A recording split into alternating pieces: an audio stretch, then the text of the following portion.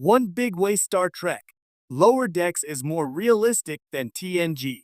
When Star Trek, the Next Generation TNG, first premiered in 1987, it offered an aspirational vision of the 24th century. Starfleet officers aboard the USS Enterprise D represented the best of humanity's potential, confident, composed, endlessly competent, and largely free from the petty squabbles and insecurities that defined contemporary life. It was a sleek, polished dream of what the future could be.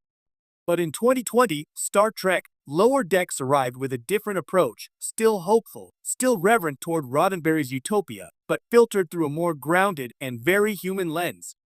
And in one big way, Lower Decks feels more realistic than TNG. It portrays the people of Starfleet not as flawless paragons, but as individuals navigating careers, insecurities, friendships, and workplace absurdities much like we do today. Where TNG often showed us the pinnacle of Starfleet, Lower Decks brings us the relatable middle, the grind, the mistakes, and the humor of being just one of many crew members on a starship. This contrast doesn't diminish Starfleet's grandeur. Instead, it makes the world of Star Trek feel more lived in, more relatable, and paradoxically more real. TNG's flawless idealism. To understand why Lower Decks feels more realistic, it's worth remembering what TNG was designed to be. Gene Roddenberry insisted that humanity in the 24th century had moved past most interpersonal conflict. On the Enterprise D, crew members rarely squabbled about petty things. Captain Picard embodied wisdom and dignity. Commander Riker projected charm and confidence. Data wrestled with his quest for humanity, but never pettiness. Even when episodes tackled difficult ethical or political dilemmas, such as the drumhead, the measure of a man, or Dharma, the conflicts were external, not internal. Starfleet officers operated with remarkable composure, professionalism, and poise. This worked brilliantly for TNG's purpose. It gave audiences a vision of humanity at its best. It was inspiring, particularly during the late 1980s and early 1990s, when cynicism and disillusionment about the future were common.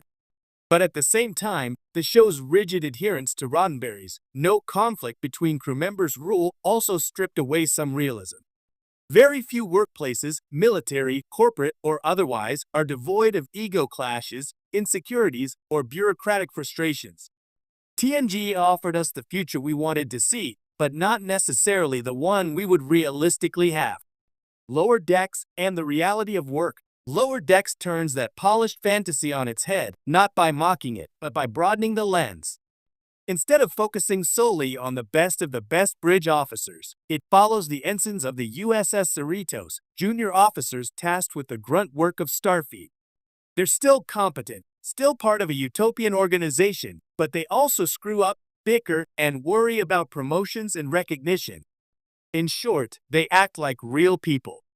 Think of Ensign Boimler, whose obsessive ambition and fear of failure make him hilariously relatable to anyone who has ever tried too hard at a job. Or Mariner, who rebels against authority while still being incredibly capable, a portrait of someone wrestling with personal values versus organizational hierarchy. Rutherford's enthusiasm for engineering feels genuine and geeky, while Tendy's wide-eyed optimism reflects the excitement of starting a new career path. These aren't flawless paragons. They're the types of people you'd meet at any workplace: the overachiever, the rebel, the enthusiast, the newcomer. Starfleet might be set in the future, but Lower Decks reminds us that people, even in a utopia, are still people.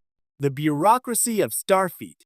Another way Lower Decks adds realism is by acknowledging that large organizations, even noble ones, are filled with bureaucracy, paperwork, and inefficiency. In TNG, Starfleet orders usually arrived as elegant moral dilemmas or exciting missions. On the Cerritos, the lower deckers deal with mundane assignments like cataloging alien goods, fixing toilets, or second contact missions. It's not glamorous, but it feels authentic. Any massive organization, especially one as sprawling as Starfleet, would rely on countless individuals performing less than heroic tasks. Someone has to maintain the replicators. Someone has to do inventory. Someone has to run tedious follow-ups after the Enterprise makes first contact with a new civilization. Lower Decks shows the unglamorous side of Starfleet, and in doing so, it paints a fuller, more believable picture of how the Federation actually operates. Humor as a form of realism. Ironically, the humor in Lower Decks is also what makes it more realistic. Real workplaces, even serious ones, are often filled with inside jokes, gallows humor, and sarcastic banter. People crack jokes during long shifts or use humor to defuse stressful situations. Yet TNG, for all its greatness, rarely captured this aspect of human interaction. Its characters were dignified, professional, and often emotionally restrained. On the Cerritos, humor is survival. Mariner mocks the absurdity of Starfleet bureaucracy. Boimler panics in ridiculous ways. Even the ship's command crew, like Captain Freeman or Commander Ransom, indulge in workplace banter that feels authentic to a real-life office or military unit. This use of humor grounds Lower Decks in a way that TNG's stoicism never did. Relationships and flaws. TNG's crew loved and respected one another, but their relationships were defined by professionalism and mutual admiration. Conflicts were rare, and when they occurred, they were usually framed as philosophical disagreements rather than personal grievances. By contrast, Lower Decks shows characters bickering, teasing, competing, and sometimes letting each other down. Mariner and Boimler's friendship, for instance, is messy, full of arguments and reconciliations, just like real friendships.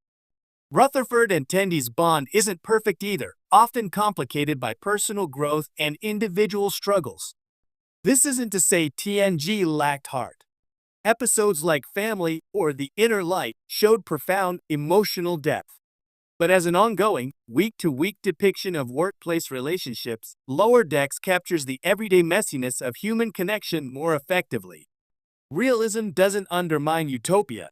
Some fans might argue that by portraying flaws, pettiness, and bureaucratic absurdity, Lower Decks undercuts Roddenberry's vision of a perfect future. But the opposite is true.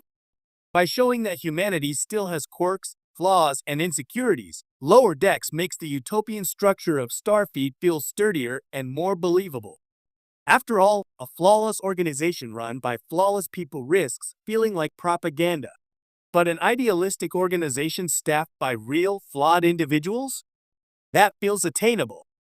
We can believe in a future where humanity has overcome poverty, war, and prejudice without assuming we'll magically stop being goofy, insecure, or frustrated with middle management. Lower Decks humanizes the utopia rather than undermining it. A broader legacy of realism in Star Trek. In some ways, Lower Decks continues a tradition of realism that previous series occasionally tapped into but never fully embraced. Deep Space Nine explored the politics, compromises, and moral ambiguities of life on the frontier. Voyager sometimes highlighted the struggles of resource scarcity and long-term isolation. Even Enterprise emphasized humanity's inexperience in deep space. But none of those series consistently leaned into the day to